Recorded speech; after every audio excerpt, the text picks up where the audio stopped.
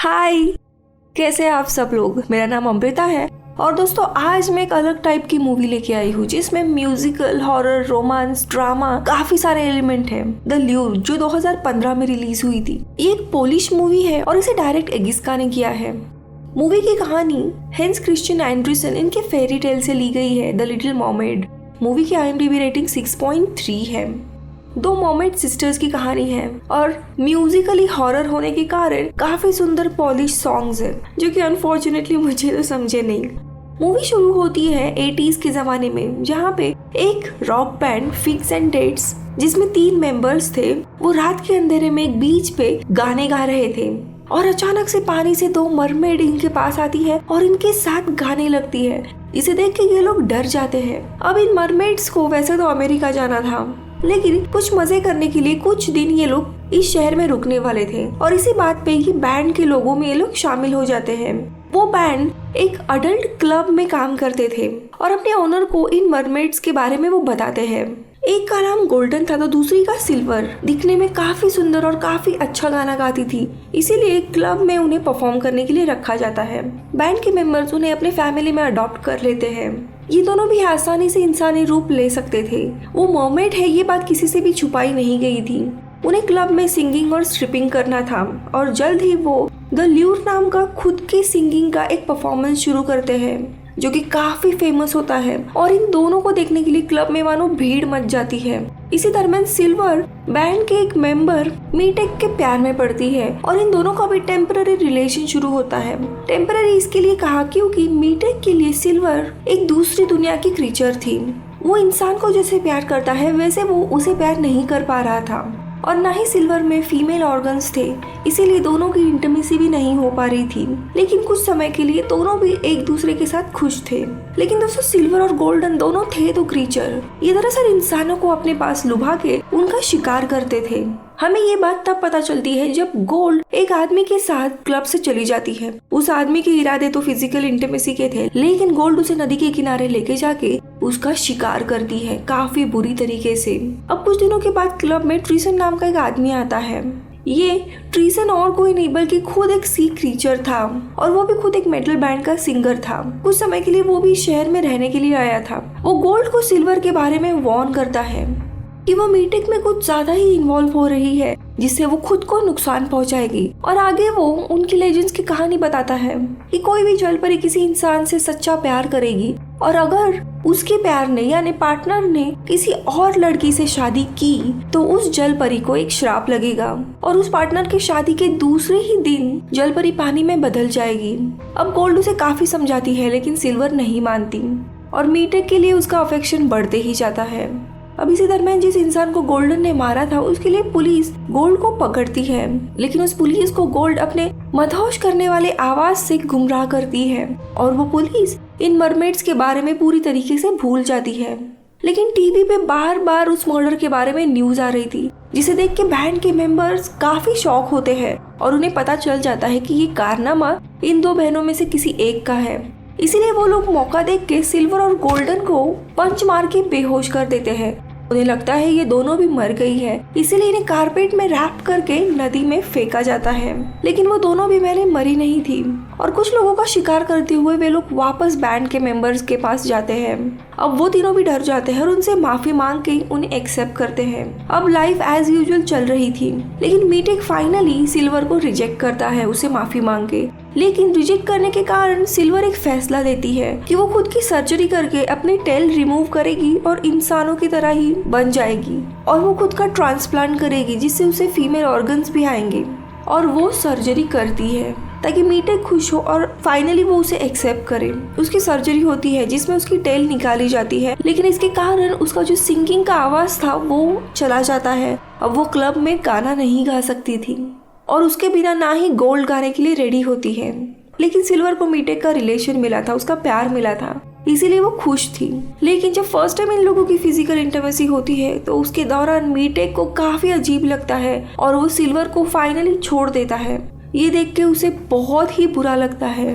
Movie में हम कई बार पानी और उसके फोम को देखते हैं, इसका मतलब वही था कि अब सिल्वर को भी वही श्राप लगा है। कुछ महीने बीत जाते हैं और मीटेक को एक दूसरी लड़की पसंद आने लगती है और कुछ ही दिनों में उन लोगों की शादी होती है।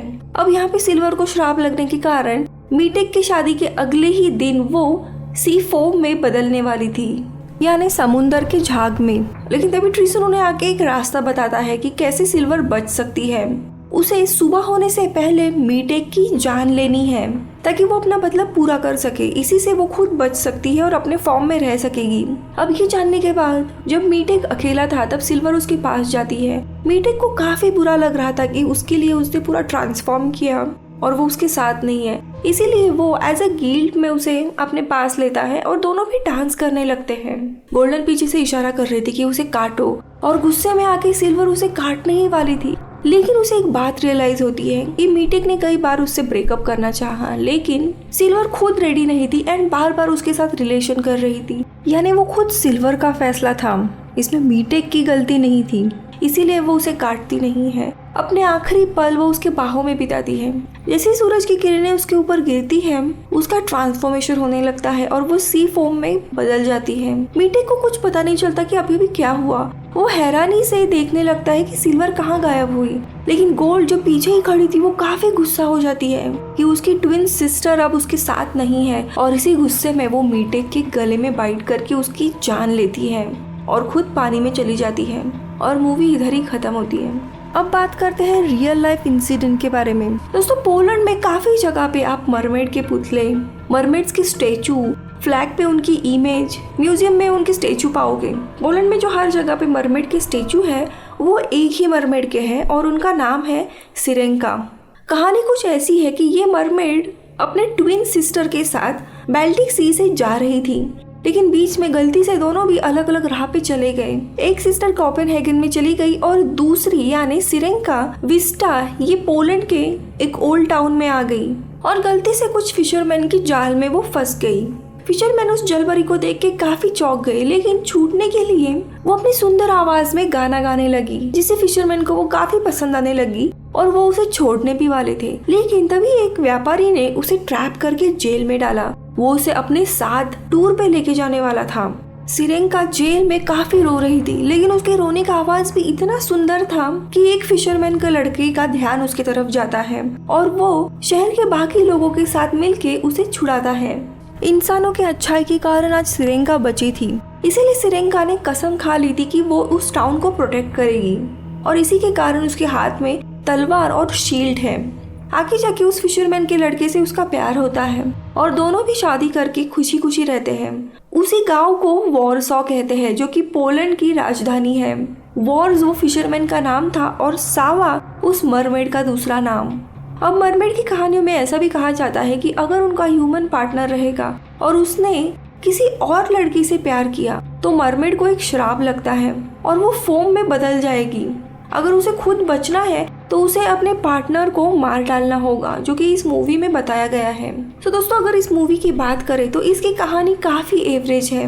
इसे ठीक से मार्केटिंग नहीं की गई थी, इसीलिए पहले तो इसे रेटिंग कम मिली थी, लेकिन बाद में इसके पोस्टर को बदला गया जिसके कारण ये मूवी काफी फेमस हुई वेस्टर्न में। स्पेशली हॉलीवुड के लोगों को काफी पसंद आई थी कि पोलिश इंडस्ट्री ने इतनी अलग और स्ट्रेंज मूवी निकाली है, इसीलिए वो सरप्राइज थे। मुझे तो ये मूवी एवरेज और वन टाइम वॉच लगी और जिस तरीके से मरमेड की टेल डिजाइन की गई है वो काफी लंबी है, लेकिन वैसे ही ट्रेडिशनली पोलैंड के कल्चर में मरमेड को दिखाया जाता है। लेकिन दोस्तों मेरे ख्याल से मूवी में एक पॉइंट गलत बताया है। ये जो दो लड़कियां दिखाई है वो दरअसल साइरन्स है, मरमेड्स नहीं, क्योंकि साइरन्स ही रहते हैं जो अपने खूबसूरत आवाज से सेलर को मदहोश करके उन्हें मौत के घाट उतारती थी, जैसे हमने पायरेट्स ऑफ कैरेबियन में भी देखा था। उन सेलर को अट्रैक्ट करके वो उनकी जान लेती है। उनका बिहेवियर ही प्रेडेटरी होता था और वो लोगों पे हमला करती थी। लेकिन on other hand mermaids half human half fish रहते थे एंड वो कभी भी इंसानों पे हमला नहीं करते थे। साइरेंस का ओरिजिन ग्रीक माइथोलॉजी से हुआ है। सो ये थी मूवी ल्यूर और उसके पीछे की कहानी। सिल्वर एंड मीटेक के रिलेशन में गलती किसकी थी? अगर मीटेक ने कई बार सिल्वर को क्लियरली बताया था फिर भी वो उसके प्यार में थी, तो क्या मीटेक मरने की सजा डिजर्व करता है? आपको क्या लगा इसके बारे में मुझे कमेंट्स में बताइए। एंड अगर आपको ये वीडियो अच्छा लगे तो प्लीज इसे लाइक कीजिए एंड मेरे चैनल को सब्सक्राइब करें। मैं मिलूंगी आपसे अगले वीडियो में, तब तक के लिए बाय बाय, टेक केयर।